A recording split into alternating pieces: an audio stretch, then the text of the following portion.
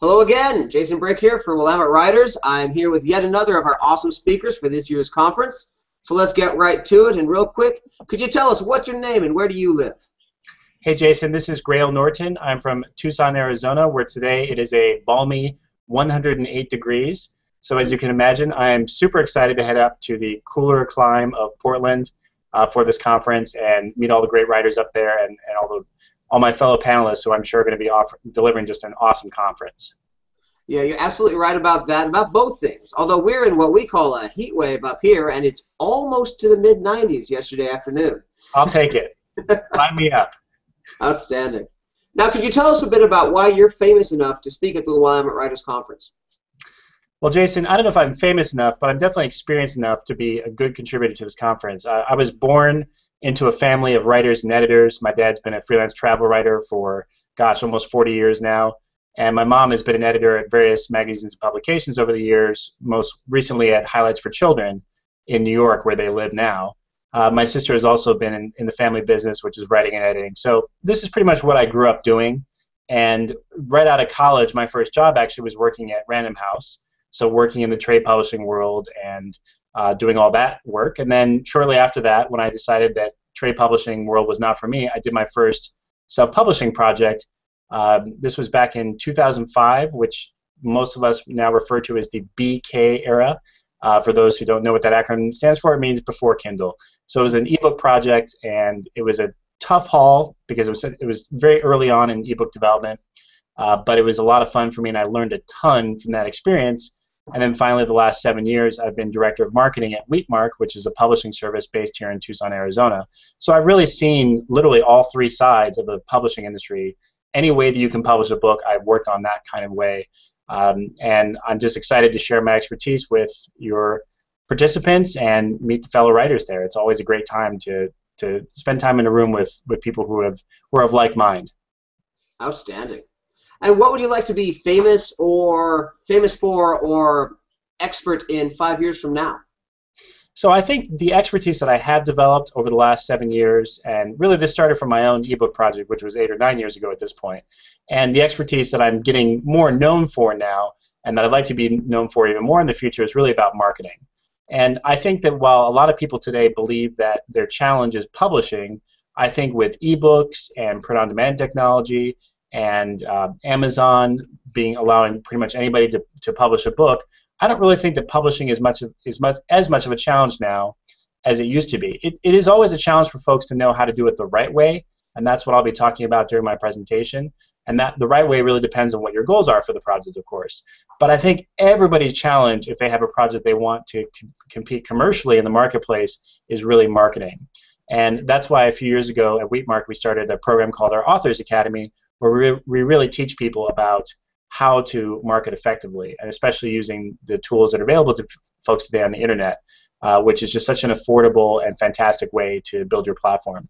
So that's what I'd like to be known more and more for, just because I think that's really the secret sauce, if there is anything today in terms of publishing. It's really the difference between a successful project and one that doesn't really launch is going to be how smart of a marketer the author is. And I wish I could say that there's some teams of genius people out there who are doing this all for everybody, but I've yet to meet that many people who can do it as well as the author themselves once they're given the right tools and the right guidance and direction about what it is that effective marketing accomplishes and how to go about doing that. So but it's a lot of fun though. It's one of those topics that I study myself and have studied for 8 years, 9 years, and I just love it. I actually run a meetup group here in Tucson called I Love Marketing, which has nothing to do with publishing at all, but we just work with local business owners and help them do marketing and things like that. So this is just part of, this is my second passion in addition to publishing, is all that great marketing stuff that goes on these days. Outstanding. That's really useful because most writers, they're passionate about their project in a way that nobody else would be, and obviously they're excellent communicators, but very few writers have been exposed to the basic marketing and business concepts that will drive that part of success. And it's great that there's a service out there that can help folks with that. Absolutely. It's so critical. And really, if you want to be a writer today, you don't have to do anything different than what writers have always done. Just sit down at a computer and write. But if you want to be an author, and by that I really mean more of a successful working author, a person who sells lots of books, maybe a person who's paid to speak. That's really where the marketing comes in. That's where you have to start thinking of marketing more as a professional and really move out of the realm of amateur. And the sooner you can do that, frankly, the more successful you'll be as an author. The more offers you'll have for publishing your books with trade publishers, or the more success you'll have in terms of book sales, whether it be through self-publishing or working with a publishing service. Absolutely. So now we kind of understand the broad strokes of your expertise. What specifically will you be talking about at the con this year? Well, it's a great question because, of course, I have to give that presentation. So, Jason, I'm going to be talking about picking a publishing service. And the reason I'm going to be giving this presentation is now, since the advent of really online book selling and print-on-demand technology, there's been this explosion of author services companies that provide editing, design, marketing services for authors. And there's probably, by my estimate, between 100 and 200 companies actively competing for folks' business, in both the United States and maybe in the UK and abroad. So there's really just a sea of possibilities now for folks to work with, and that's great because really competition is what makes products and services really good by having a lot of options for folks to choose from. That said, these companies don't always have the same motivation that a professional author has, which is to get a great book in print and sell a lot of copies or build their platform and get speaking engagements or build their business. So I wrote a book called The Author's Guide to Choosing a Publishing Service, really to talk about how to choose, how to really shop for a publishing service, how to go about the process of deciding who you want to work with. So this is not for the folks necessarily who want to do everything themselves, although I think that that's a great way to do it for a lot of people. Again, it just depends on the project. This is for people who are looking for maybe a one-stop shop solution in terms of getting their book edited, brought to market, designed, everything else, great cover, that sort of thing, and sold. And so really we're going to be talking about things like your goals for the project, what are the things you must have, what are common mistakes that folks make when they work with a publishing service, and some more nitty-gritty stuff like making sure you understand the agreement or the contract you're signing. All these kinds of things are kind of problems that can trip up writers, and they can really lead to both a negative experience in terms of doing the work and their end result, which is even worse. But I think in the big scheme, the reason why this talk is so important is because if you make a bad choice, it can actually damage your career. You can really get yourself into trouble by working with a company that is not going to be helpful to you, or in some ways is going to damage your end result. And so we're really going to be talking about that. And I think folks will be really surprised by some of the advice I have to give. It's not your standard advice in terms of just, well, it depends on this or it depends on that.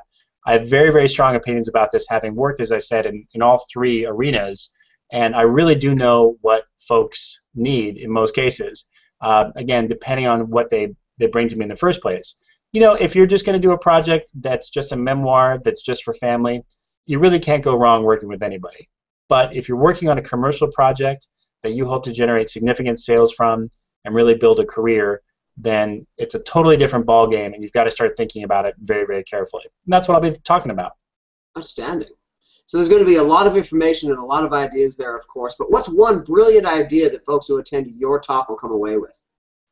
Well, I'm going to go first and foremost with my gotcha question on this one. So every single company that folks might be looking at, and there's some very giant publishing services companies that have partnered with traditional publishers, things like that. I have something that's just a quick qualifier that can help you determine who to work with. And this, again, goes back to my earlier talk about marketing and how important and how critical that is. Because in the end, your publishing project is really, for many folks, going to be the first experience they ever had with marketing. They may not have had their own business. They may not have sold their services before. So this is their first chance to actually go out and market and sell a product. Well, what you want to do is you want to bottom line the company you're going to work with and find out, do these people understand marketing? And the way that I do this is I talk about something called the press release test.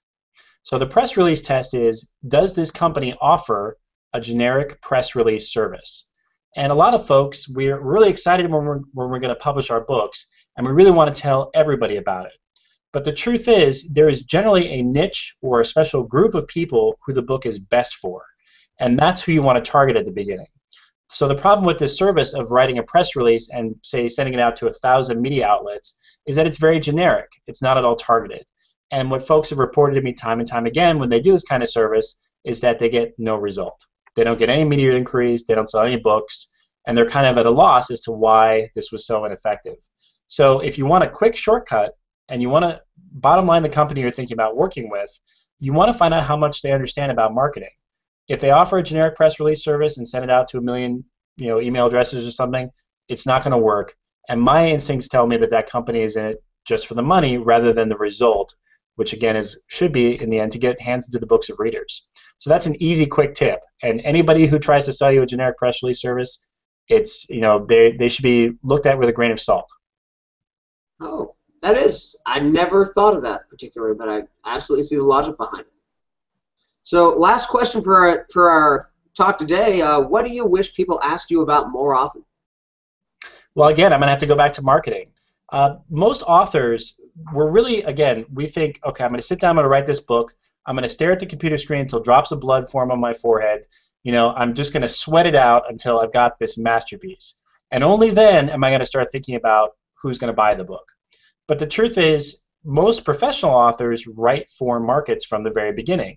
So folks who have had experience working with trade publishers, for example, they know that many books are actually sold on the proposal basis alone, which is really the concept of the book, and they take that to a publisher or an agent who says, yeah, this is a book I can sell because we know what the market is for this book. So as an independent author, you want to do exactly the same thing. It's very smart to sit down and do a book proposal, even for a self-published book. And the idea is basically you're thinking in advance about how the book is going to be marketed. So the thing I wish that people asked me more was, when should I start marketing my book? Because the answer is you should start marketing your book 10 years ago. And that's the God's honest truth. Now, it's impossible to go back in time. If we could, Jason and I would be very, very wealthy fellows. So and I would have flown to Portland today just to have this conversation with him. But it's basically that the sooner you start thinking about building an audience for your work, the greater your writing career is going to benefit. Essentially, that's what trade publishers or agents in the trade publishing world are looking for. They're looking for what people call your platform. And there's different meanings of that for different folks. But essentially, I like to think of it as the number of people who know you. Not the number of people who you know, but the number of people who know you. So these are people who, if you wrote a book, would be really interested to know what that book was about and would be strong candidates for buying it. Different ways that people think about platform could be the size of their email list, it could be the size of their mailing list, it could be their Twitter followers, their Facebook friends. All these things add up to platform. And that's why you'll see celebrities get big book deals when the rest of us, hardcore writers who are working so hard to create these great books might have a harder time. It's simply because that celebrity has a bigger platform. And that's what publishers are looking for. So the sooner you start working on that process, the sooner you will see results as a working author. Not necessarily as a better writer, but as a working author who has a market for their books and also potentially attracts the interest of agents and publishers. That's really what it's all about. But I will tell you in confidence, in front of you, me, and the millions of people watching right now on Google+, that at our Hangout, that basically very, very, very few people, I'd say maybe less than 1% of people, are really thinking about this early on in the publishing process. So if you are the kind of person who wants to be in that minority and really start thinking about this, that's really what I think in the end is going to separate you from the herd, separate you from the pack, and make your projects, both your first and your last publishing project, that much more successful. So don't be afraid to ask me that question. Grael, when should I start marketing my book? And again, I won't tell you 10 years ago because obviously you can't, but I'll basically tell you in most cases, right now is a great time. Great. That is such an important insight. Again, we're talking, most writers, they come from a liberal arts background, and they're certainly smart enough to execute these ideas, they're just never exposed to them. Yeah, and Jason, just for all of our viewers, just to know this, I was also a liberal arts major. I was a French major in college. I had no idea about any of these marketing things when I started working as a professional. It was only later when I realized that it was truly the keys to the kingdom that I started essentially to do all my study on my own, and I have essentially given myself a master's degree in marketing by investing hundreds and hundreds and thousands of hours into marketing concepts and principles. And that's what I teach my clients now, and it's what I use in my own life to market our own business, to market my own books. So I can't emphasize this enough about how powerful marketing is in terms of generating customers for you, generating book sales, and really, frankly, just making life that much more fun. You'll be surprised how easy it is when you understand marketing.